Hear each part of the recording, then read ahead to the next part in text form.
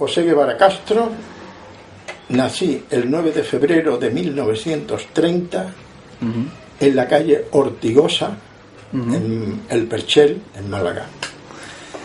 Perchelero. Perchelero. ¿Qué recuerda usted de su abuelo?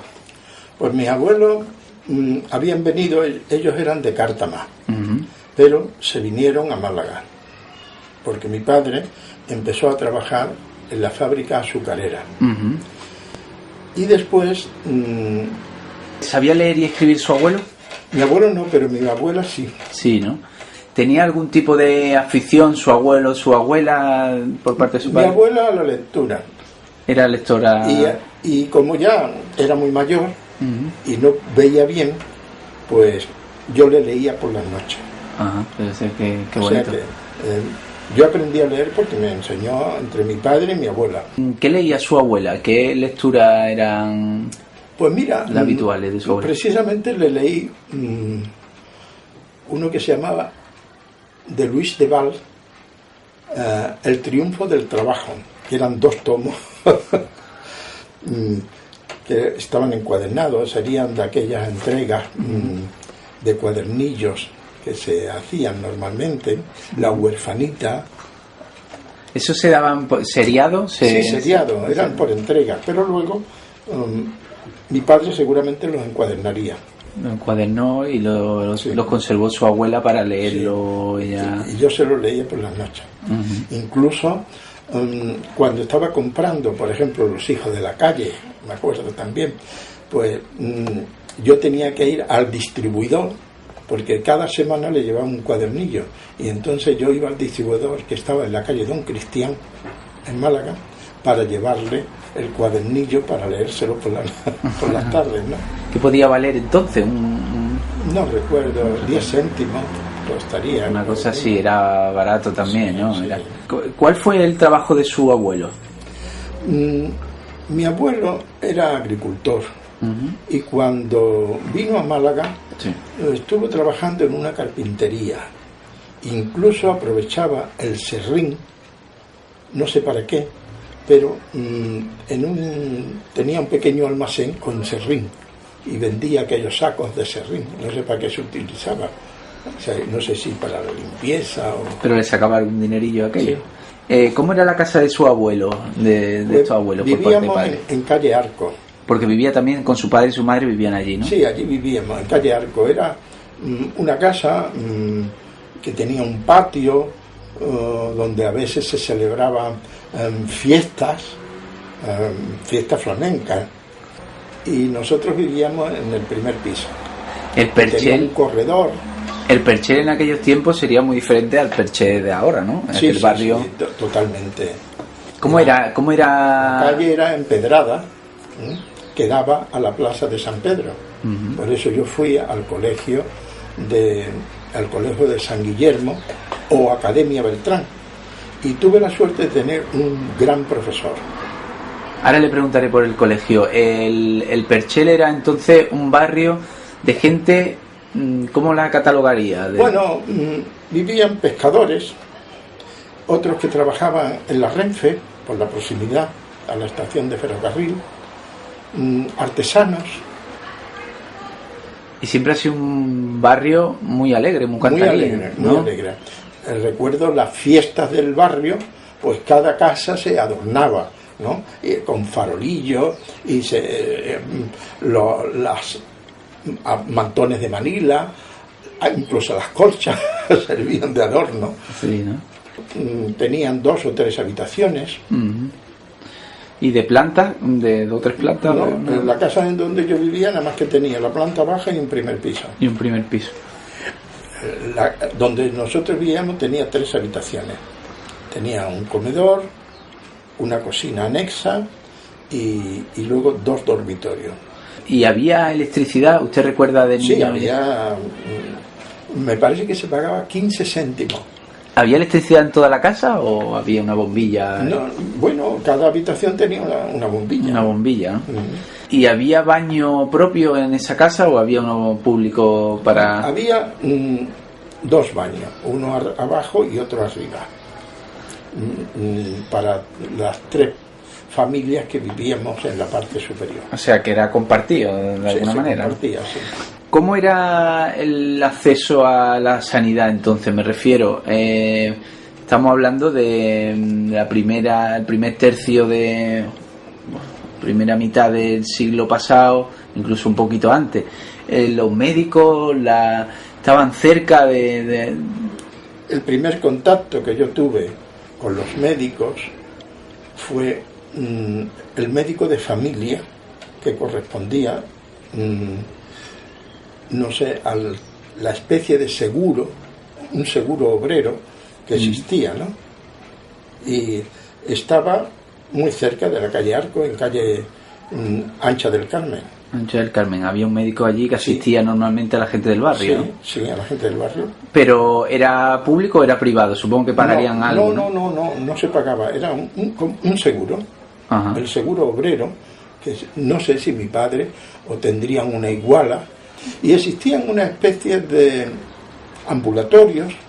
Recuerdo uno que estaba en el puente de Armiñán. Como le estaba contando, el acceso a la sanidad para mucha gente no estaba fácil. Ocurría también que, no sé si sería el caso de su familia, que muchos niños morían muy jóvenes, ¿no? Sí, había una gran natalidad, mortalidad infantil bastante frecuente. También lo que la tuberculosis era, ¿no? Era la causa principal de muerte de casi todos los enfermos, pero sobre todo atacaba a los niños. Luego hubo una plaga fuerte, ¿no? Por lo menos en muchos sitios de Málaga, de tifus, de sarna, de mi madre murió de tifus en el 38. Esto era también un poco, supongo que era resultado de una higiene que había a nivel general. Podía ser como deficitaria, consecuencia de las aguas que no estuvieran lo suficientemente saneadas. Antiguamente también las mujeres, cuando quedaban viudas, muchas veces también tenían que ponerse a trabajar, ¿no? Porque no existía ningún tipo de protección. Existía por allí, próximo a la calle donde vivía, en la calle Salitre, donde existían faenas, se llamaban faenas, y las que asistían allí eran faeneras, y entonces lo que hacían eran pues seretes de higos, pan de higo y algunos almendras, las envasaban y las vendían, pues seguramente el empresario que se dedicara a ello, a esos frutos secos. Pues, y esto me lo dice usted porque allí había mujeres mayores, ¿no? Había... Sí, se las veía salir a unas horas determinadas. Tenían su horario, se puede decir. Sí, unos horarios. ¿Cómo se llamaba su padre? Juan Guevara. Juan Guevara. ¿Sabía leer y escribir? Sí, precisamente él fue el que me enseñó, porque como no íbamos a la escuela para evitar los problemas de los bombardeos y demás, mi madre estaba muy nerviosa y no salíamos a la calle prácticamente, no me dejaban, ¿no? Yo tuve luego 2 hermanos más. ¿Su madre sabía leer y escribir? Sí. También, ¿no? ¿Eran personas religiosas sus padres? No. ¿Su padre le contó alguna vez dónde aprendió? Si tuvo profesor particular, si fue a algún colegio. Mi padre iba... en Cártama había una escuela a la que él asistió, y luego cuando se vino a Málaga él asistía a clases nocturnas después del trabajo.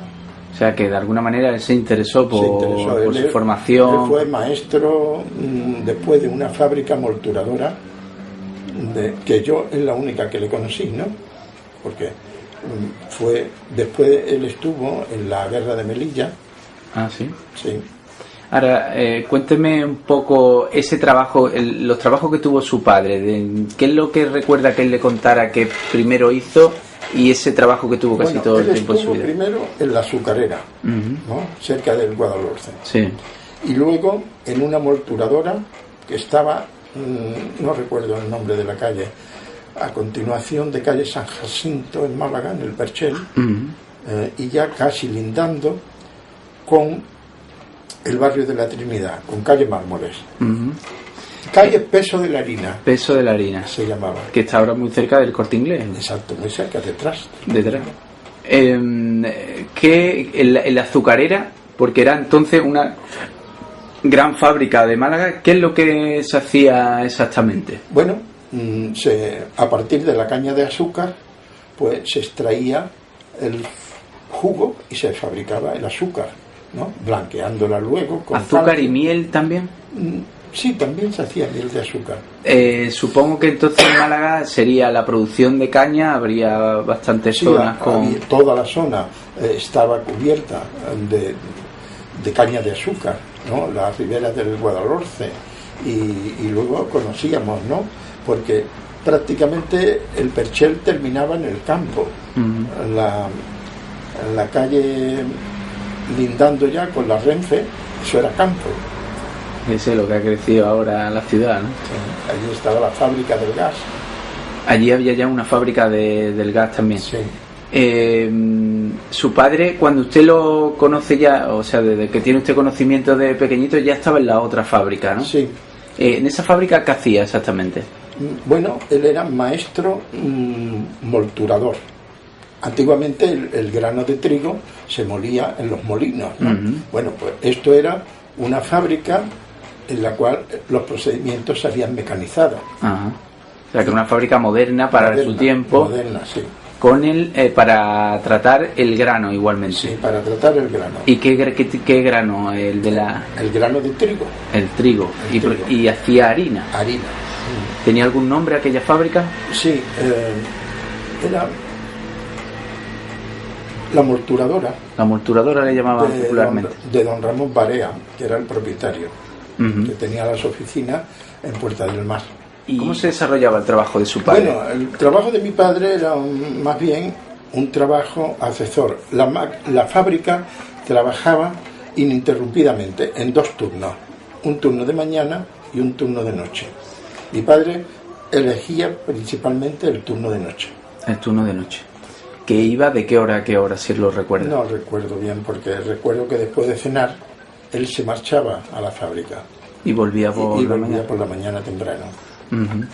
En esa fábrica, por lo que me cuenta, entonces, de alguna manera el trabajo ya estaba algo organizado, ¿no? Había un horario. Existía una organización de trabajo perfecta, ¿no? Un descanso. Él tendría, como trabajador, supongo que cobraría un salario, ¿no? Exacto. ¿Qué podría cobrar él en los años 40? No te lo puedo decir 30, exactamente, 40. Pero recuerdo que por aquel entonces un salario medio era 5 pesetas diarias. No sé si él ganaría algo más. ¿Disfrutó alguna vez de vacaciones? A mediados de los 40 creo recordar que había algunos días de vacaciones. Incluso él formó dentro de la fábrica una especie de fondo de ayuda a aquellos que necesitaban algún préstamo o que tenían una desgracia familiar, y ese fondo precisamente lo administraba mi padre. ¿Conflictos laborales recuerda de siendo usted muy niño? Si hubo previo al golpe, hubo...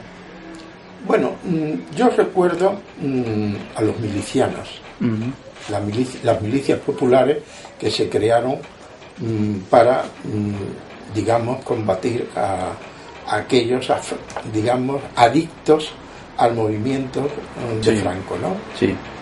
A las tropas de Franco, y que residían en Málaga. Y naturalmente hubo represalias, ¿no? Porque yo veía pasar por las calles del Perché a la gente en las camionetas, subidos con los monos azules y pañuelos rojos al cuello, con fusiles o escopetas, ¿no? Las armas que podían hacer, o pistolas, dirigirse a luchar contra alguien, ¿no? Sí. Pero vamos, la contienda en sí no la presenciábamos dentro del Perchel. ¿Recuerda usted, era muy niño, pero recuerda usted las elecciones que hubo, las elecciones de la República? Sí, claro, me acuerdo perfectamente. Sí. Aunque era muy niño, pero recuerdo cómo ganaron. ¿Qué recuerda? ¿Qué recuerda? Bueno,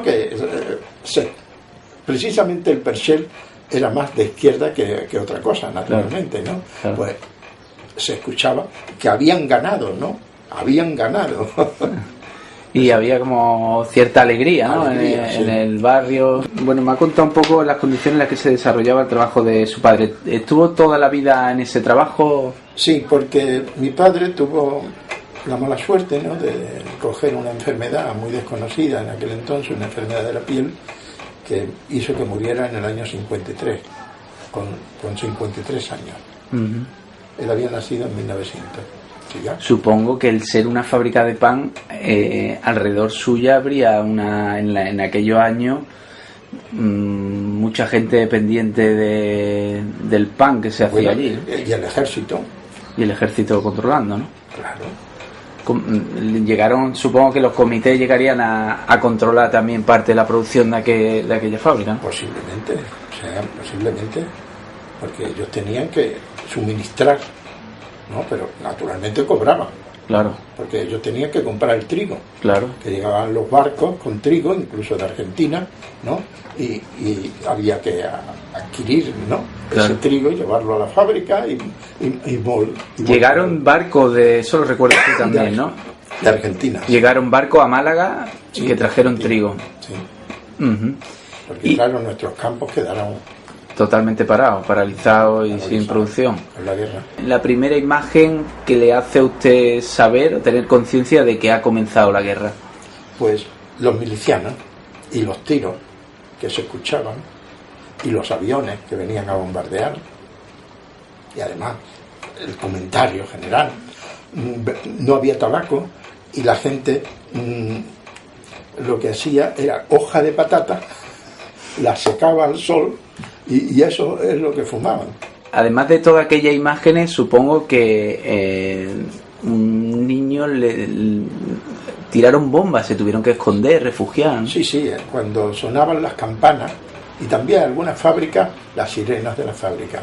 Entonces había que correr y meterse debajo, digamos, en la planta baja, donde estaba el hueco de la escalera, pues a lo mejor si había alguna habitación que daba esa zona, había allí que meterse apretujado. Y recuerda usted que se metía allí con la familia y supongo con que a la lo mejor familia. con otros vecinos. Sí, todo. ¿Y eso era continuo? ¿Bombardeaban muy a menudo? Sí, con cierta frecuencia. ¿El Perchel quedó muy destruido, el barrio? Bueno, se veían edificios destruidos, derribos, ¿no? Porque cayeron algunas bombas. Recuerdo también que en un bombardeo desde los barcos a la iglesia de San Pedro le hicieron 2 agujeros tremendos de los cañonazos. Sí. O sea que bombardeaban desde el mar. Esos son recuerdos de bombardeo, recuerda sacas que hubo muchas en Málaga, o sea, llegar a casa o milicianos o luego posteriormente los nacionales y sacar a gente Bueno, se comentaba, ¿no? Uh-huh. Se oía hablar, ¿no?, que habían matado, o no decían fusilar, matar, ¿no?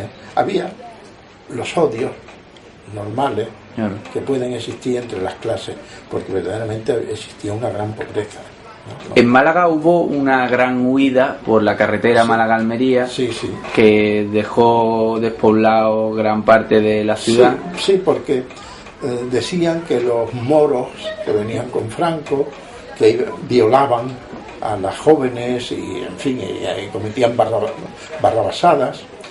A nosotros nos pilló la entrada de las tropas nacionales en Cártama, porque en Vélez Málaga hicieron un campo de aviación. Uh-huh. Y entonces ya bombardeaban también allí. Ah. Y entonces mi padre nos llevó a Cártama, con la familia de Cártama. Y se llevó a toda la familia allí y él se quedó en la fábrica, ¿no? En Sí, Málaga, sí, ¿no? él se quedó en la fábrica. Cuando ustedes salieron, ya salía gente de la ciudad. Bueno, verás, como a nosotros nos pilló en Cártama, Sí. viviendo, que precisamente un primo de mi padre era el alcalde, Uh-huh. que cuando entraron los nacionales lo fusilaron inmediatamente. Por ser alcalde. Por ser alcalde, y él había sido elegido, ¿no?, por sus paisanos. No había hecho nada ni tenía ninguna... Nada, no tenía ningún delito. Simplemente alcaldes de elegido. Lo fusilaron. Cuando ustedes estuvieron en Vélez y en Cártama, ¿notaron también esa marcha? Sí, esa marcha. Por Cártama sí pasaban gente, ¿no? Que se marchaban. Una vez que terminó la guerra, ustedes regresan al Perchel, se lo encuentran, supongo que algo más deteriorado. ¿Y cómo se reanuda la vida después de un acontecimiento tan grave como este? Sobre todo porque, por ejemplo, usted había dejado de ir al colegio. Bueno, no, yo al colegio antes había ido muy poco, prácticamente, a esa escuela que estaba en los callejones del Perchel, sí, ¿no? Que era muy bonita, ¿no? Donde tuve una buena maestra que me animó a dibujar, y porque los dibujos con tiza de colores los hacía en la pizarra, y eso tendría yo más o menos 6 años, ¿no? Y luego ya empezó la guerra, ¿no? Entonces ya mi madre no me dejaba salir. Claro. Y luego, pues, cuando volvimos a Málaga, en el 38, ya empecé a ir a la escuela esta de la Plaza de San Pedro, el Colegio San Guillermo, que tuve a un magnífico profesor, de los que le habían retirado porque era republicano, ¿no? Pero él tenía que vivir, y entonces entró allí de maestro cobrando un sueldo. Él era maestro nacional, pero y eso pasó mucho también, ¿no? Con muchos profesores. Sí, muchos profesores sufrieron de alguna manera una represión, una represalia por haber sido profesores del tiempo rojo de la República. De la República. Y este maestro, don Salvador González Canto, yo le estoy agradecidísimo, porque, bueno, no solo yo, sino todos mis compañeros, porque justo cuando hicimos el ingreso, porque aquí en Málaga no se podía estudiar más que bachillerato, si luego tenías posibilidades de marcharte a Granada, puesto que Málaga pertenecía al Distrito Universitario de Granada, a estudiar Derecho, Medicina. Existía una escuela de peritos industriales en calle La Regente, en la Trinidad, y existía una escuela de magisterio, nada más, y la escuela de comercio. Entonces yo elegí estudiar la escuela de comercio en vez de estudiar el bachillerato. Sí. Ingresamos en la escuela de comercio, yo ingresé en el año 42, pero todos mis compañeros que se examinaron conmigo obtuvieron la calificación de sobresaliente en el ingreso, o sea, lo bien preparados que íbamos. Prácticamente yo hasta el tercer curso de comercio no tuve que empezar a estudiar, porque conocíamos perfectamente todas las materias. Aquel profesor, de alguna manera, era un profesor de los que había creado la Escuela Libre de Enseñanza de la República, ¿no? Exacto, que sí. Tanta buena literatura ha tenido, ¿no? Sí. Como que era un sistema bastante bueno de enseñanza. De enseñanza era magnífica, ¿no? Su procedimiento era tremendo, y eso que tenía una clase con infinidad, pero de alumnos. ¿Cómo era el primer colegio que tuvo? ¿Cómo era físicamente, digo? El anterior era un colegio magnífico, porque incluso tenía comedor para los niños. Era un colegio, supongo que... Decían la Escuela del Rey. La Escuela del Rey. ¿Público? Sí, era público. ¿Qué medios materiales tenían en aquello entonces? En el primer colegio en el que estuvo, supongo que lo básico, igual que en el otro, lo básico, ¿no?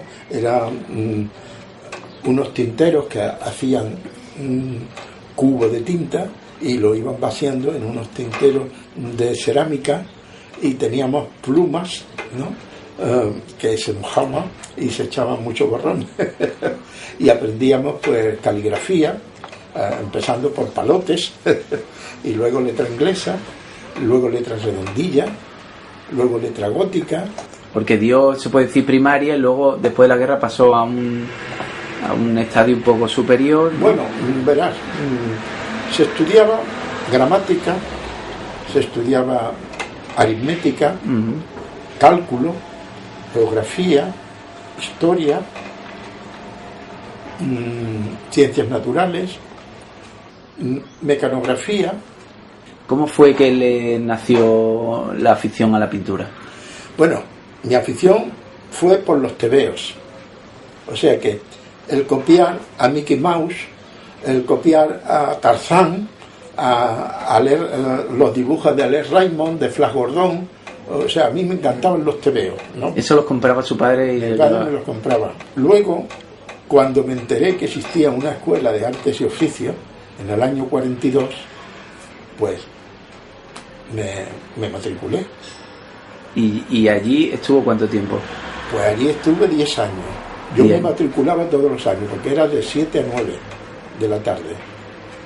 Y estuve yendo a dibujo artístico, dibujando estatuas. Y estuvo 10 años. Allí supongo que aprendería... Porque aprendí dibujo artístico, pintura, modelado, grabado, litografía, y al final terminé con sobresaliente y premio extraordinario. ¿Y eso fue ya en la carrera? Sí, la carrera de comercio. Sí. Primero hice el peritaje mercantil y luego el profesorado. ¿Cuántos años estuvo? 7 cursos. 7, o sea, ¿estuvo hasta qué año estudiando? Hasta el año 49. 49. Prácticamente hasta el año en el que estuvo con la pintura también, un poquito más. Sí, estuvo. Totalmente. O sea, yo iba por la mañana allí y después decía que me iba a estudiar a casa de un amigo, y a las 7 me largaba a Bellas Artes. ¿Y qué medios materiales? ¿Había medios materiales o estaba la cosa muy cortita por aquello? Bueno, aquellos que prácticamente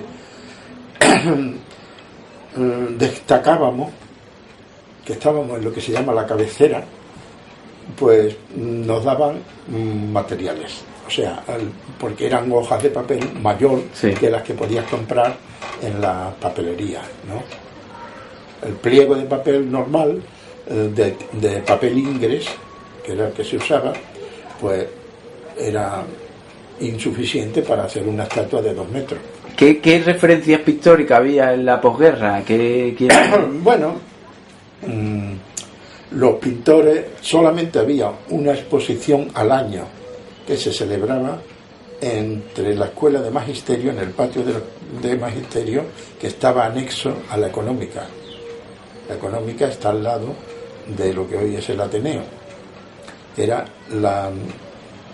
también se llamaba la Casa del Consulado, porque fue Consulado de Mar, y luego Sociedad Económica de Amigos del País, conocida por la económica, ¿no? Bueno, pues ahí se celebraba una exposición al año. Y los primeros pintores que veíamos, ¿no? Porque todavía no pintaba al óleo, porque mi padre no conocía que yo seguía pintando por las noches, no podía tener óleo, ¿no? Hasta que no terminé el peritaje, entonces fue mi padre el que me hizo la caja de pintura, me la regaló. Ese fue el regalo que me hizo mi padre. Bueno, pues allí veíamos la pintura de Blancamora, la de Pesci, la de Rizzo,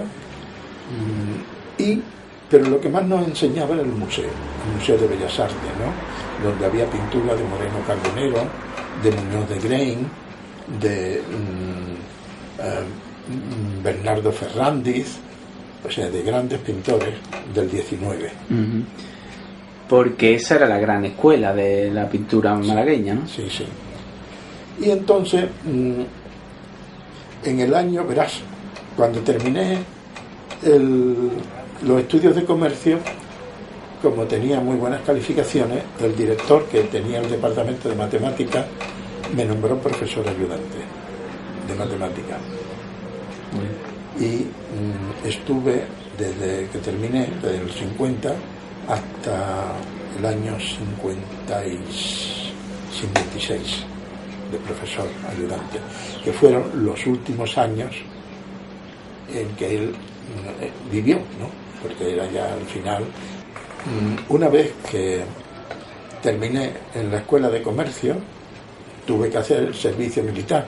Lo que ocurre es que entonces existía la milicia universitaria, donde desde las distintas facultades y escuelas especiales nos reuníamos en campamentos, pero en verano, para no interrumpir los estudios. Claro. O sea que cuando terminé el primer curso de profesorado, pues me fui al primer curso a Montejaque, y en ese primer curso, si lo aprobabas, salías de sargento.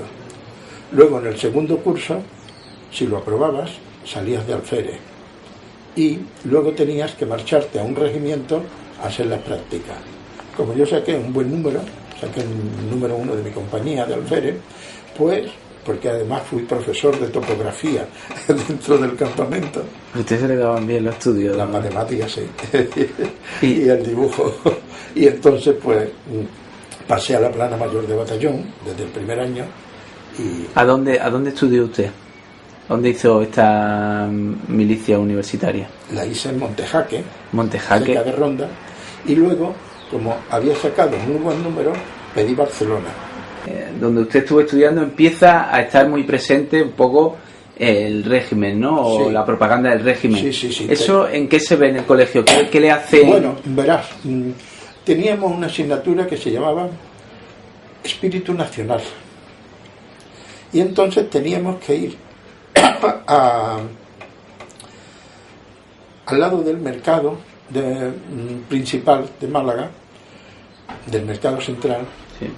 Existía en una calle que no recuerdo el nombre, por la Plaza de Riola, ¿no? Por allí. Existía allí una dependencia del Frente de Juventudes. Y allí nos daban charlas. Y teníamos que aprender, pues, sobre José Antonio, sobre Onésimo Redondo, luego que el hombre es portador de valores eternos, etcétera, etcétera, ¿no?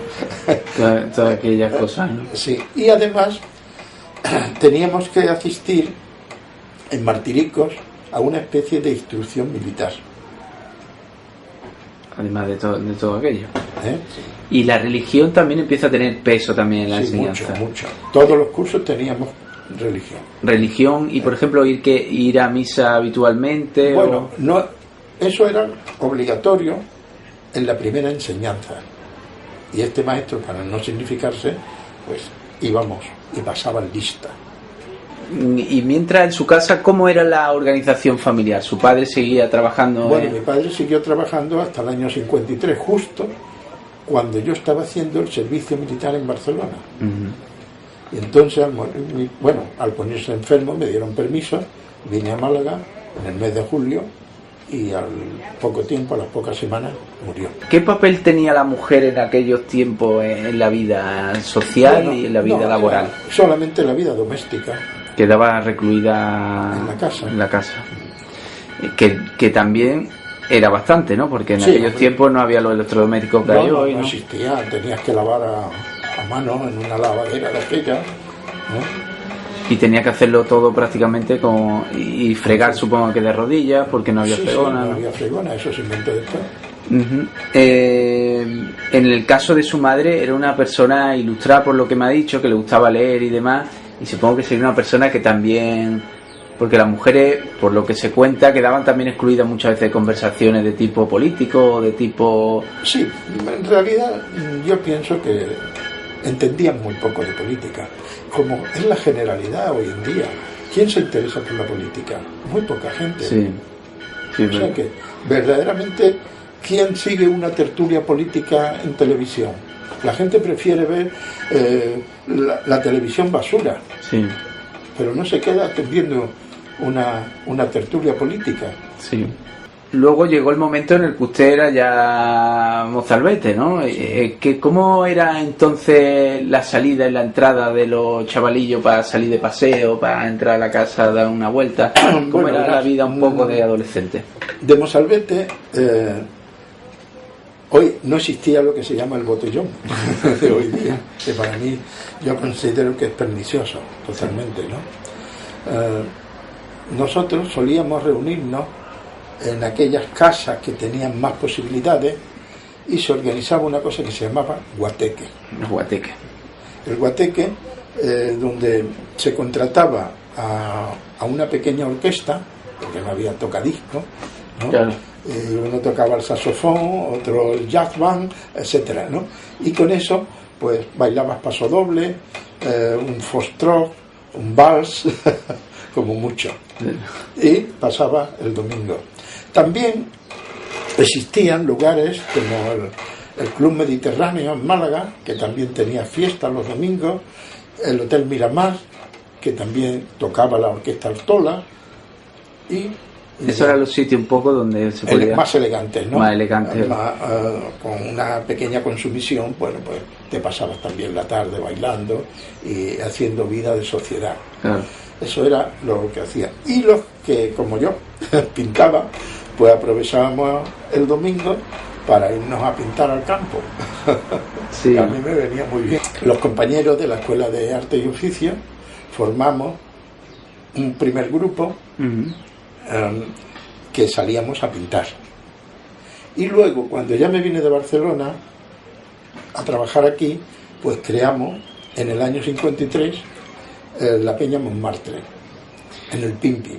¿Cómo era el trato con las chicas? ¿Cómo era el acercamiento? Porque es muy diferente al de hoy. Al de hoy, sí. Bueno, las chicas estaban muy mediatizadas por la religión. O sea, había chicas que creían que si le daban un beso, pues se iban a quedar embarazadas. Sí, no sé cómo el lavado de cerebro que le harían. Y luego tenían que ir a confesar y todo aquello, ¿no? Todas aquellas cosas. Y supongo que con una vigilancia también, en muchos casos, ¿no? Se cuenta que... Bueno, no, en fin, si la persona era un chico formal y eso, pues no había inconveniente, ¿no? ¿Cuándo se echa usted ya su novia definitiva? ¿Aquí en Málaga o...? Bueno, en Málaga la conocí precisamente en un guateque, estuvimos bailando, y luego pues fue alumna mía de matemáticas. Y en el 58 me casé. En el 58 estamos hablando que tenía 28 años. 28 años. Se puso a trabajar en aquella fábrica de amoníaco. Sí, hasta que se terminó. Y luego me marché a Tarragona al montaje de Industrias Químicas Asociadas, otra empresa, una empresa inglesa. Pero vamos, con Kellogg. Y luego cuando terminó, pues me tenía que ir o a Pakistán o a Londres. Digo, ni a Pakistán ni Londres, porque había tomado contacto con un compañero mío de estudios que se había dedicado a la profesión libre, y entonces me habló de que tenía muchas contabilidades, que si habría manera de mecanizarlo, porque estaba empezando a oírse hablar de los ordenadores. Y yo digo, pues sí, porque ya teníamos nosotros mecanización en estas empresas americanas. Claro. Y digo, anda. Y usted siempre trabajaba en procesos o sea, en la contabilidad, ¿no? Bueno, sí, en procesos administrativos. Administrativos, ¿no? Y luego se va a Tarragona y está con Kellogg allí, con los americanos. ¿Qué vio en aquellos sistemas? ¿Qué tenían ya los americanos? ¿Qué conocían ellos que no se conocía en la empresa española a la hora de trabajar?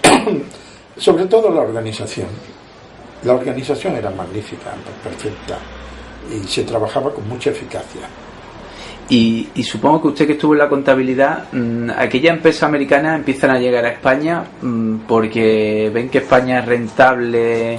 Sí, porque era un lugar apropiado para invertir y montar fábricas. ¿Pero por qué? Porque los salarios eran bajos. Eso lo hace en Tarragona, luego se va a Madrid y me dice, ¿cómo es la aventura aquella del ordenador? Bueno, que empieza a trabajarlo. Me vine y creamos... primero en el edificio Taillefer, que era donde mi compañero tenía su oficinita, ¿no? Y llevaba contabilidades y asesoría de impuestos, asesorías fiscales. Y luego nos trasladamos a la Alameda de Colón, frente a sindicatos. Y allí montamos una 6400 de IBM. ¿Eso qué es? Era una máquina contable que se alimentaba con tarjetas perforadas. O sea, que tú le metías la información a través de tarjetas perforadas de 80 columnas y ibas metiendo todo, ¿no? Todos los datos, los códigos de las cuentas, las cantidades, los proveedores, la caja. Y esto te hacía el diario, el mayor y los balances de manera automática. O sea, que de alguna manera era una revolución aquello, un ordenador. Llegaban los clientes y veían, y ahora me puedes hacer un balance. Inmediatamente, no, un balance. Se quedaban asombrados, ¿no? Llegamos a tener unas 140 o 150 empresas. Entre ellas, uno de nuestros clientes era Amoníaco Español, porque nuestra máquina era más potente que la de ellos y podíamos hacer desgloses en profundidad de mayor cuantía. ¿Y esta máquina cómo se produjo? Se alquilaba. Se alquilaba a IBM. A IBM. ¿Y usted entra ahí en contacto con IBM? Con IBM Sevilla. IBM Sevilla. Sería uno de los primeros ordenadores que habría en Málaga, ¿no? Sí, de los primeros, te estoy hablando de principios de los 60. Y tanto, ¿no? Y luego, pues, precisamente, Amoníaco Español, tomando una copa con el controller de Amoníaco Español, me dijo, me hizo una oferta muy interesante, porque se creaba en Madrid ESO Iberia, para controlar las empresas de España y Portugal de la ESO. Y si me quería ir allí, como un jefe grande ya de sistemas. De sistemas. Sí, porque habría que hacer unos flowcharts, ¿no? Con organigramas dinámicos, ¿no? Donde se veía todo el movimiento de cada una de las empresas y había que homogeneizar, ¿no? Y entonces me marché a Madrid a trabajar con la ESO. ¿Y allí cuánto tiempo estuvo? Bueno, pues yo entonces estudiaba económicas en Málaga, que se acaba de crear la Facultad de Ciencias Económicas. Sí, nunca dejó la formación, siempre estuvo trabajando y formándose, sí, ¿no? Sigo, soy joven. y bueno, yo había empezado a estudiar en el año 65 aquí en Málaga Económica. Y ya te estoy hablando del 65, se acababa de crear, pero dependiendo de la Universidad de Granada, no existía todavía la Universidad de Málaga. Y bueno, hice el primer año aquí y luego pues al trasladarme a Madrid me matriculé allí en Madrid. ¿Se casó? ¿Cuándo se casó? En el 58. En el 58. ¿Cómo fue su boda? Bueno, muy normal. Por la iglesia, porque eso sí, mi mujer y sus padres eran diferentes a los míos. A mí no me importó. Además no te podías casar de otra manera. ¿Y se fue de viaje de novio? ¿Estuvo? Pues sí, nos fuimos por Valencia, porque yo tenía unas reuniones en Valencia con el movimiento artístico del Mediterráneo y aproveché el viaje de novio. Y luego en Palma de Mallorca, pues también tenía otras relaciones con el grupo Tago, con Antonio de Vélez, que estaba allí, en fin, no sé qué. Que aprovechaba su afición a la pintura para también llevarse a su señora para un sitio y para otro, ¿no? Visitar museos. Claro. ¿Cuántos hijos tuvo? Dos, ¿no? Supongo que su hijo estudiaría... Sí, el mayor es biólogo. Fue el primer biólogo del Ayuntamiento de Málaga. Creó el área de medio ambiente. Y el otro, pues, le interesaba no solo la ciencia, sino el arte. Y estudió en Sevilla, porque no teníamos facultad de Bellas Artes en Málaga todavía, ahora ya sí la tenemos. De hecho que yo luché mucho porque la tuviéramos pronto, pero Estudió Bellas Artes, ¿no? Me va a contar una experiencia que tuvo alrededor de la pintura que fue pionera, se puede decir, la relación que había perdido Picasso con Málaga. Usted junto con otro compañero realizaron un viaje en la posguerra, prácticamente todavía se puede considerar. Bueno, 50 y tantos, ¿no? El año 57. 57, bueno, el año 57. Y fueron hasta Cannes para visitar a Picasso, que entonces ya estaba considerado como un genio de la pintura, si bien en España... No, en todo el mundo. Ya tenía fama internacional. Fama internacional, pero bueno, en España quizá no tenía el reconocimiento que tenía fuera de... No, en absoluto. Aquí era un mamarracho. Exactamente. ¿Cómo surge aquella historia? ¿Cómo se desarrolla? ¿Y qué recuerdo guarda de aquello? Bueno, pues verás. En la Nochevieja del 56 ya habíamos constituido nosotros la Peña Montmartre en el Pimpi, donde teníamos reuniones todos los sábados y manteníamos una exposición de unos 100 cuadros en la parte alta del Pimpi, gracias a la generosidad de la propietaria del Pimpi, la Viuda de la Rueda, y de sus otros socios, y nos brindaron esa oportunidad de tener allí un local gratuitamente. Y entonces desarrollamos toda esta actividad, hacíamos subastas en pro de los damnificados, ¿no? En el club de prensa. Yo entonces ya pues empecé a participar como crítico de arte en Radio Juventud. Y más tarde desarrollé también esta actividad en Radio Nacional. Y total, en la Nochevieja del 56 me encontré a uno de los contertulios de la Peña, Vicente Serra, y tomándonos una copa en el Paquiro para celebrar el nuevo año, pues empezamos a trazar planes para el año que entraba y pensamos hacer una exposición en París y visitar a Picasso. Bueno, pues la próxima reunión pues los pondremos a los compañeros de la Peña. Y claro, unos dirán, es una locura, pero eso como cuesta una barbaridad, como que te van a dar el pasaporte para que puedas salir de España, como, en fin, había unas complicaciones burocráticas muy grandes. Ustedes tenían noticias ya de Picasso, ¿no? Sí. Teníamos ligeras noticias de Picasso. Porque, como se le denostaba mucho porque Picasso era comunista, pues, y además hacía una pintura que extrañaba mucho a los que, bueno, apenas si llegaba el libro. Claro. No podíamos ver reproducciones porque no se publicaba casi nada. El primer libro que compré yo de Picasso aquí en España fue uno de Camón Aznar, Picasso y el cubismo, un librote gordo, pero eso fue ya en el 58, 59. Los primeros libros de arte que yo compré están en francés, porque los compré en París. Bueno, pues total, empezamos a reunir dinero de la Real Academia, del Ayuntamiento, de los comerciantes de Málaga, de los industriales, y total, reunimos, me parece que fueron unas 12.500 pesetas para los gastos del viaje. Pensábamos sacar un kilométrico en tercera y llevar nuestros cuadros, en fin, como pudiéramos. Pero un industrial de Málaga que tenía su industria en la calle Salitre, Paco Ramos, se brindó a llevarnos en su furgoneta una DKV de 7 caballos. En aquellos tiempos eso era todo lata. Era como ir a la luna, ¿no? Había que atravesar toda España. Ahora te enseño fotos.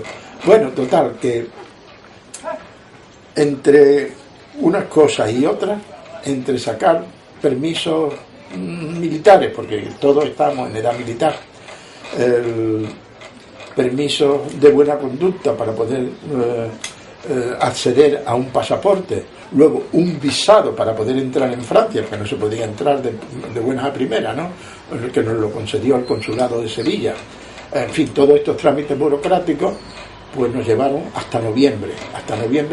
Hasta el 6 de noviembre no pudimos salir de Málaga y ya emprendimos la ruta por toda la costa, por las carreteritas que teníamos entonces, hasta llegar a la frontera. Y la frontera casi un viento tremendo, ¿no? Una tramontana que soplaba, pues ¿a dónde? ¿Por dónde entraron? ¿Por Bou? ¿Por la parte? Por Bou, sí. Subiendo la cordillera. Pues llegamos a los carabineros, la aduana española. Bueno, ¿qué llevan ustedes? Bueno, pues nada, no, unas vituallas, porque los comerciantes de Málaga nos habían dado vino, coñac para llevárselo a Picasso, celetes de higo, un jamón, en fin, íbamos haciendo, para economizar, íbamos haciendo comidas en el campo, en toda la ruta, y una paella, y los cuadros en lo alto de la vaca de la furgoneta. ¿Y eso de arriba qué son? Pues los cuadros, nuestros cuadros. ¿Cómo cuadros? A ver, la guía ¿qué guía? Ustedes necesitan una guía para poder pasar los cuadros por la frontera, porque eso puede ser de Goya, de Velázquez, sí, de Goya y Velázquez. Pues nada, tienen ustedes que volver a Málaga a que le hagan una guía de los cuadros con fotografía diligenciada por el delegado de Bellas Artes que hubiera en la ciudad. Pero hombre, ¿cómo vamos a ir a...? Sí, hay una tranca en la frontera española y entonces, pues, bueno, a menos que el vista de aduana les permita pasar. Entonces Virgilio y yo nos fuimos a buscar al vista de aduana, no lo encontramos, pero cuando volvimos, los compañeros no estaban allí fuera, estaba la furgoneta nada más, y estaban con los carabineros contando chistes y bebiendo coñac en jarrillos y tomando allí unas tapas que se habían improvisado. Oye, nos callamos, ¿qué pasa aquí? Ya aquí no hay problema. Y de pronto el jefe del puesto, bueno, ¿cuándo voy a marchar? Que se va a hacer de noche. Así que cogimos y salimos pitando, ¿no? O sea, que de alguna manera se ablandaron con aquello, con un poco. Pero cuando llegamos a la frontera francesa, al puesto de carretera, nos detuvieron los franceses, porque el coche olía alcohol, como te puedes imaginar. Claro. Llevamos un contrabando de... ¿Y qué tuvieron que hacer? Pues nada, nos condujeron a la estación donde estaba la prefectura, y yo, que era el único que hablaba francés, pues me entendía con los gendarmes, y en el despacho del jefe había mucha gente allí, uno y otro, y este le dijo algo, y, bueno, ¿qué?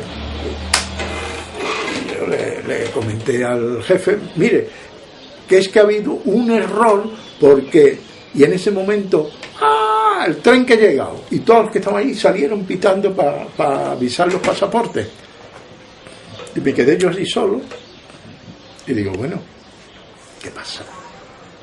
Y digo, si esto no está cerrado, me fui para afuera y le dije a lo de la furgoneta, bueno, echa a andar despacito, yo voy detrás vuestra, y porque todos se marcharon, ¿no?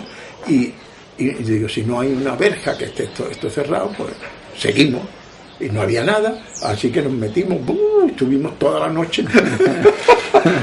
Claro, hasta que se nos agotó la gasolina o el gasoil que usaba la furgoneta. Nos paramos en una gasolinera que estaba cerrada, y hasta que no bajó el señor por la mañana, pues no nos pudo poner el combustible, y entonces seguimos ya hasta Bessières. Y en Bessières llegamos a un café de estos de Rutier, y bueno, a tomar algo caliente, ¿no? Y pedimos café y tal. Claro, como nos escucharon hablar español, la señora que estaba allí en el bar, pues era muy temprano, o sea, ya a las 8 de la mañana. Ustedes son españoles, ¿no? Y andaluces, me parece. Sí, somos de Málaga, hombre. Mi familia es de Granada. Hablando en español. Bueno, pues y ya se dio la conversación. Total, que nos quedamos una semana en Bessières. Porque tuvimos una exposición en el Centro de Exiliados Españoles. Y l'Humanité, periódico comunista, pues nos hizo un artículo tremendo. Allí en Francia, ya cogiendo celebridad allí, ¿no? Sí, y ya después seguimos para Cannes y llegamos a Villa California, que es donde vivía Picasso, en un sitio muy bonito, un chalet precioso, estilo modernista, y no estaba cuando llegamos. Había ido a almorzar con unos amigos, pero la señora que nos atendió, que era Jacqueline, dijo, bueno, pero llamarlo sobre las 4:30, que ya estará aquí. Entonces, como llevábamos la furgoneta, le dejamos todos los regalos que le llevábamos, las cajas de vino, de coñac, en fin. Y nos fuimos acá a almorzar. Y cuando era ya la hora, digo, no llames, pues eso es que no nos ha querido recibir, ¿qué tal? Porque la noche antes habíamos estado en una exposición de grabados de Picasso, sí. Y la propietaria nos dijo, que vaya a ver a Picasso. Picasso no recibe a nadie. Si vienen los millonarios americanos a comprarle cuadros y no los reciben, va a recibir. Bueno, nos dieron un cataloguito. Y le digo, yo voy a llamar. Y llamé y se puso al teléfono un señor que luego conocimos, Sabarté, su secretario. Bueno, ¿qué pasa? Que Picasso está esperando. Bueno, oye, que Picasso nos espera. Pum, salimos corriendo y se nos hizo de noche. Hablando y charlando. Picasso preguntándonos por Málaga, por la Plaza de la Merced, si estaban todavía los bancos de mármol, que cuando niños saltando él se rompía las rodillas, si se cantaba, y empezó a tararear un cante. Adiós patio de la cárcel, rincón de la barbería. Cante del Pillallo. Cantes del Pillallo, dijimos, y ya seguimos tarareando unos y otros, ¿no? Aquellos tanguillos. Y bueno, total, que se prolongó preguntándonos si se cantaba todavía esta nana, duérmete niño que viene el coco, sigue. Bueno, todos sus recuerdos. Tenía mucha buena sintonía con Málaga, ¿no? A pesar de todo el tiempo y toda la añoraba. Y además estaba hablando en malagueño. Sí, ¿no? En malagueño. Bueno, así que, bueno, maestro, pues hemos tenido mucho gusto y tal. Bueno, ¿y qué vais a hacer? Pues vamos a poner en París. Bueno, pues yo quiero ver vuestros cuadros, o sea que mañana os quiero aquí. Así que por la mañana a las 11 os espero. Bueno, pues muy bien, pues mañana venimos y le traemos los cuadros. Y así que llegamos por la mañana, él sacó una escalera de mano, quitamos los cuadros de la vaca que estaban amontonados uno encima de otro y los colocamos en el jardín. Y entonces Picasso sacó cuadros suyos y los puso entre los nuestros, para que sea una exposición de malagueños. Qué bonito, ¿no? Que estuvo muy bonito. Un detalle.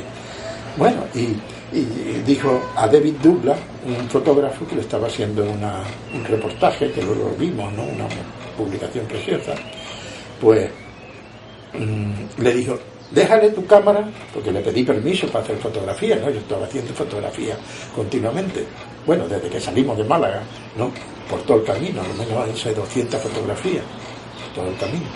Pues, déjale tu cámara que quiero una fotografía con todos nosotros, ¿no? Y ya Sabarté, Jacqueline, él y nosotros 7. Pues, no, allí no. ¿Quién eran los 7 magníficos que fueron? Bueno, 4 pintores, Alberca, Virgilio, Alfonso de Ramos y yo, Vicente Serra, nuestro manager, como les decía, y Paco Ramos y su hija. Paco Ramos y su hijo, que iba con la furgoneta. Era el dueño de la furgoneta. ¿La furgoneta que era de qué empresa? De Paco Ramos. Paco Ramos. Y allí terminó aquella experiencia tan bonita, ¿no? No, verás, no, todo fue intimidad. Entonces le pedimos, nos llevamos el catálogo en el bolsillo de la americana. ¿Por qué no nos firma el catálogo? Y entonces cogió los catálogos de los 4 que lo llevamos, se metió para adentro y nos hizo un dibujo a cada uno, ¿sabes? Un dibujo con lápices de colores, lápiz de cera de color y su firma. Y entonces ya, mientras nosotros colocábamos los cuadros arriba en la furgoneta, llamó a Vicente, ven, tú que eres el mayor, que te voy a dar instrucciones para cuando lleguéis a París. Y al rato, ya habíamos terminado, salió Vicente con un sobre y una caja de Gaulois, de un tabaco francés, diciendo Picasso, es que el tabaco está muy caro en Francia. Él no dejó de fumar en todo el momento que estuvo con nosotros. Y nos dio una caja grande de paquetes de cigarros y un sobre. Bueno, y ya cogimos la furgoneta, nos despedimos con un abrazo de él y de Jacqueline y de Sabartés. Bueno, ya sabéis que no lo abráis el sobre hasta que lleguéis a París. Y sigue para París, ¿no? Bueno, total, fuimos a París. Bueno, antes paramos en Grenoble a comer, porque subimos por la ruta de Napoleón, ¿no? Por los Alpes. Y llegamos a Grenoble. Bueno, vamos a entrar a comer algo, ya no nos quedaba apenas dinero. Yo creo que era yo el que más llevaba y llevaba 2 o 3 mil pesetas, ¿no? La había cambiado en francos anteriormente. Total, que entramos en un sitio, nos sentamos en una mesita lejana, llevamos escondido unas botellas de vino, ¿no? Que no íbamos a poder ni pagar el vino, y le dijimos a Vicente, pero hombre, Vicente, abre el sobre, a ver, porque eso le había guardado en el pecho, ¿no? Y además, desde que salimos de Cannes estuvo muy distante, ¿no? Cuando parábamos, ¿no?, para hacer pis y eso, pues él se alejaba de nosotros. Qué raro está Vicente. Oye, ¿qué hablaste, Picasso y tú, cuando fuiste para adentro? Nada. Evasivas, ¿no? Bueno, pues vamos a abrir el sobre porque a lo mejor nos da una dirección para que vayamos a dormir esta noche cuando lleguemos a París. Y bueno, abrió el sobre y salieron 300.000 francos. Y una nota con la dirección del estudio de él en París, en Grandes Agustinos. ¡Oh! ¡Cuánto rima aquel montón de billetes! Bueno, total, nos los repartimos entre los 5, porque a Paco Ramos le habíamos pagado, él nos llevaba a París pagándole la gasolina. O sea que el dinero era nada más que para el combustible, ¿no?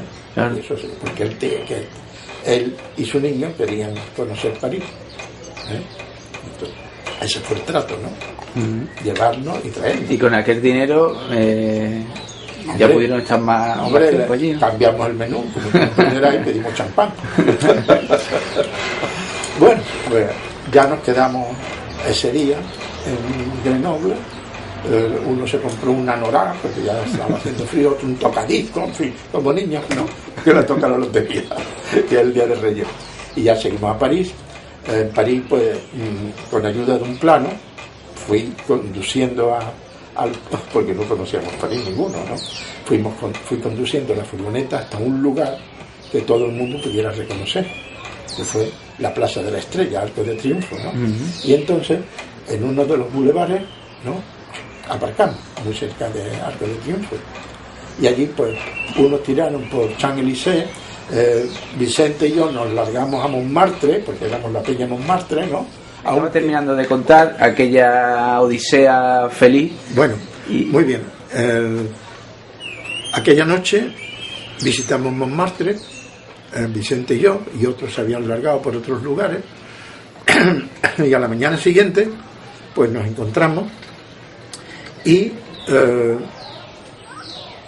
hablamos con la embajada, porque el conde de Casarrojas nos invitaba a exponer en la embajada, aunque Picasso quería organizarnos una exposición, según vimos, en la galería Louis Leris, que era donde él exponía en París. Pero teníamos el compromiso con el embajador. Y bueno, pues hacemos una cosa. Primero hacemos la exposición de la embajada, que acordamos, nos reunimos con el embajador, que nos dio un banquetazo, asistió el embajador de Suecia también, con sus señoras, también Mesía, que era el agregado cultural de la embajada, que fue con el que más contacto tuvimos luego, y acordamos la inauguración el 10 de diciembre. Nosotros habíamos llegado a París, pues sería el 22 de noviembre. ¿Cuánto echaron de viaje? Pues fíjate, de aquí a París, pues lo menos 2 o 3 semanas. Es que fuimos pintando por el camino, claro, y exponiendo en Bercier y luego con Picasso, o sea que... Y al final entonces exponen en la embajada. Expusimos la embajada. Para entonces, en cuanto Paco Ramos nos trasladó los cuadros a la embajada, al otro día dijo él, ya ha visto París, y se marchó a España, ¿no?, con su hijo. Y nosotros nos quedamos en París. Yo me marché a la ciudad universitaria porque mis compañeros no había manera de localizarlos, ¿no?, porque estaban todos los días en Montmartre, en Pigalle, arriba abajo, claro. Y claro, el plan de ellos no me gustaba, ¿no? Tanto es así que a la semana de estar en París, Alberca y Alfonso de Ramón se vinieron para España. Tuve que ir, porque llevábamos un visado colectivo, tuve que ir a la prefectura a desglosarlos del visado para que se vinieran. Ellos no vieron la exposición. Así que nos quedábamos Vicente, Virgilio y yo. Virgilio había conseguido un trabajo en una galería, bueno, en el taller de una galería de un señor catalán, de Vidal, en Montparnasse, en la Rue del Hambre. Y como tallista, porque Virgilio era de profesión tallista. Tenía un taller de talla en Calle Beata, al lado de la Escuela de Comercio, que estaba allí en Calle Beata. Y no sé qué hicieron con el dinero, total, que estando allí con Vidal, nada, porque nos solíamos reunir allí para luego ir a tomar una copa al Don, que estaba en la esquina, allí en el Boulevard Montparnasse, y de pronto se presenta Sabarté. ¡Wow! No habíamos ido a verle. ¡Qué vergüenza! Tremendo. Nos puso, como te puedes imaginar, que Picasso me llamaba ya una pila de veces preguntando: ¿y esos niños cómo están? A ver si se han matado con la cacharra de coche que llevaban por los Alpes. ¿Dónde se han metido? A ver, llama a la policía, llama a la galería, llama. Y Sabarté, buscándonos por todo París, llamó, entre otros, a Vidal. Y Vidal le dijo: ¿qué? ¿Unos malagueños? Esos vienen por aquí. Ah, sí. Pues, ¿a qué hora va? A tal hora. ¡Bum! Y allí se presentó y nos puso verde. A los que quedábamos, a Virgilio, a Vicente Serra y a mí. Y entonces nos dice: bueno, ¿y os habéis distribuido el $500,000 de francos que Picasso os regaló? Sí, sí, sí. Y en cuanto se largó, cogimos a Vicente Serra. Ya está soltando el resto. Aunque 300.000 francos, ¿no? Se había quedado con la mitad. ¿Sabes? Y te le quedaba todavía algo, ¿no? Bueno, no puedo dar. Pues aquí a la comisaría. Así que, bueno, pues mira, nada más que os puedo dar 30.000 francos a cada uno, porque lo demás lo he gastado en regalos y se lo he mandado a mi mujer. Y... bueno, me han dado una piedra, ¿no? Así que Virgilio y yo le sacamos por lo menos 90.000 francos, los otros se quedaban con los 60.000. Y Vicente con todo. Desde entonces, adiós Vicente. Claro. ¿No? ¿Y qué más pasó? Bueno, al otro día fuimos a Grandes Agustino a ver a Sabarté, el secretario, y le pedimos disculpas, porque miran, entre ir al Louvre, al Jeu de Paume, a ver los impresionistas, esto, un museo, lo otro. Hacía 12 días que estábamos en París y no habíamos dicho esta cosa mía. Bueno, pues ahora mismo le ponéis un telegrama a Picasso diciendo que habéis llegado bien, que tal, que cual, y le dais todas las explicaciones que queráis. Bueno. Ah, y me han encargado que les mande las fotografías que tú hiciste, las que yo hice. Sí, mañana mismo encargo una copia y se las mando todas. Y en la que estáis todos, por atrás, poner el nombre, para que él pueda ver al trasluz, el nombre de cada uno. Bueno, de acuerdo. Mira, qué vergüenza. Bueno, yo, en vista de mis compañeros, ¿no?, que estaban fallando, yo me marché a la ciudad universitaria, al Colegio de España, conseguí una habitación, porque no había, ¿no? Y como le dije a Mesía, el agrego oculto, llama por teléfono a la universidad a ver si hay plaza en el Colegio de España. Y me dijo: no hay plaza. Bueno, dígale al director que yo voy a ir. Y cuando fui, dice: no, plaza para alumnos no hay. Digo: no, si yo no soy alumno, yo soy profesor. Le saco un certificado de la Escuela de Comercio. Ah, yo creí que era alumno.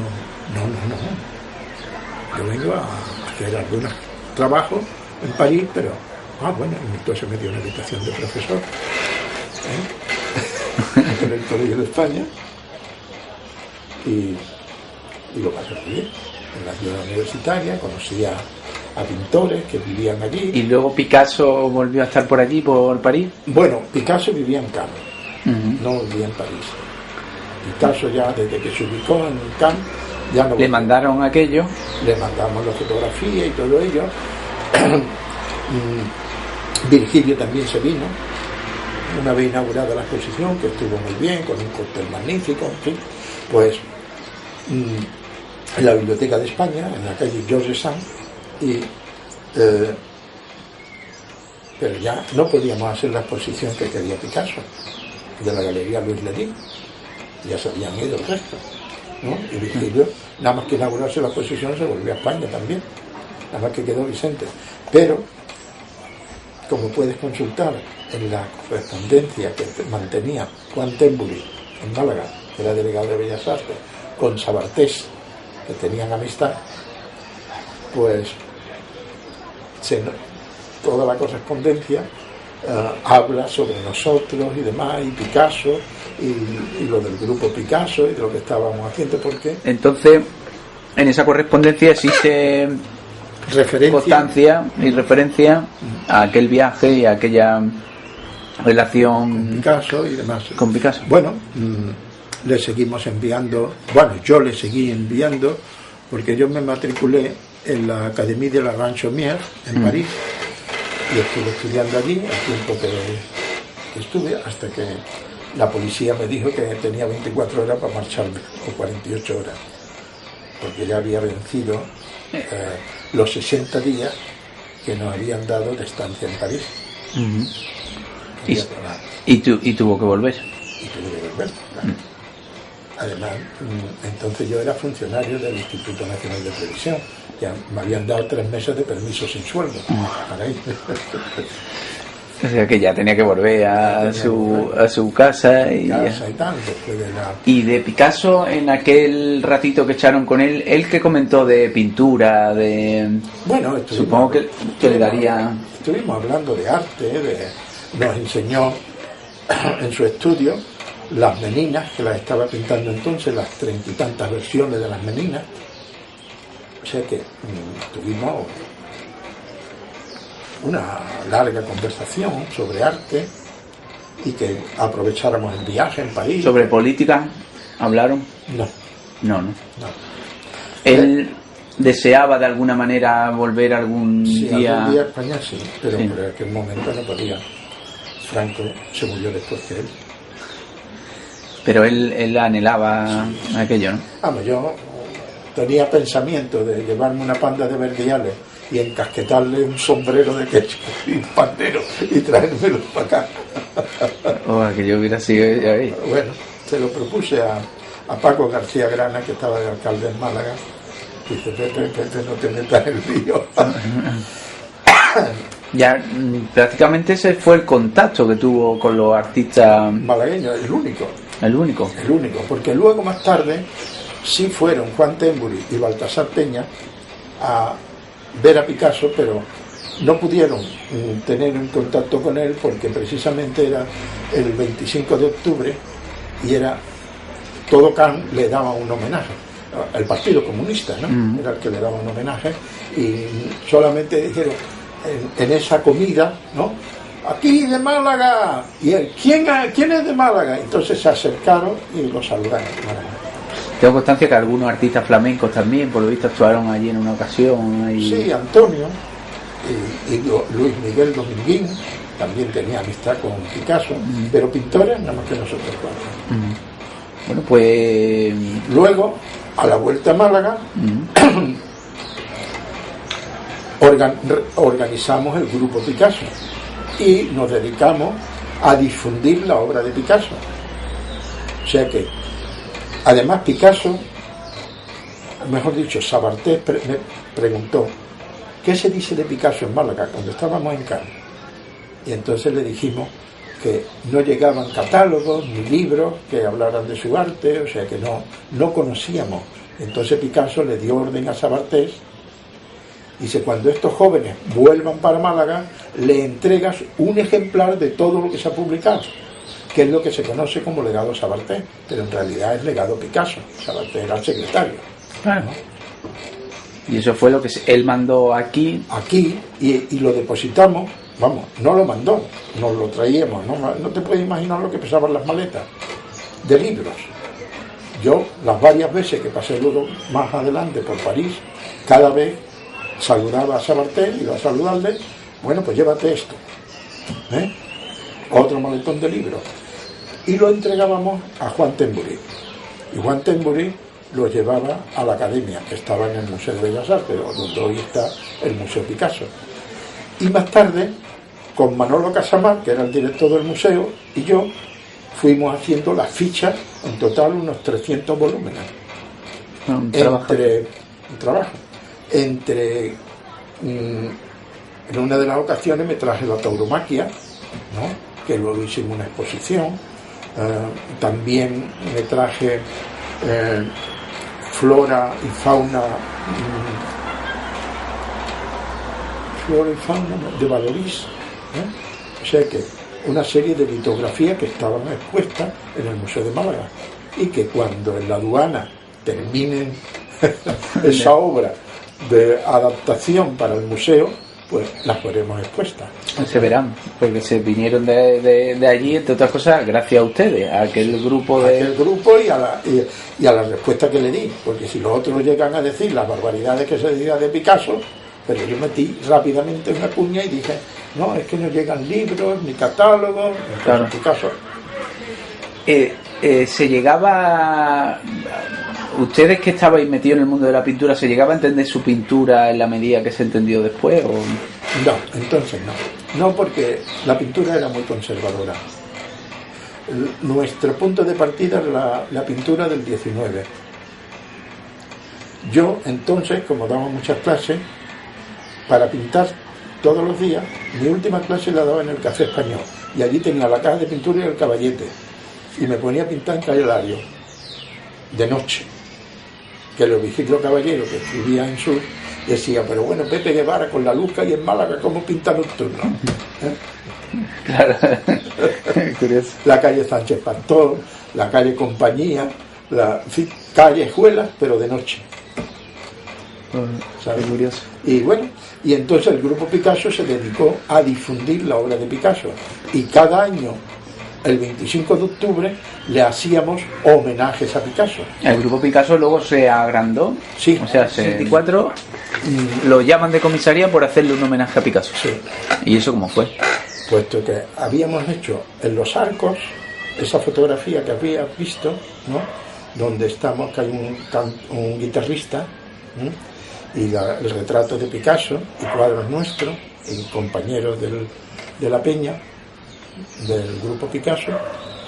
Y al otro día, como todos los años anteriores, habíamos hecho el homenaje a Picasso, y al día siguiente, el día 26 de octubre, me llamaron de comisaría. Yo creí que era una broma.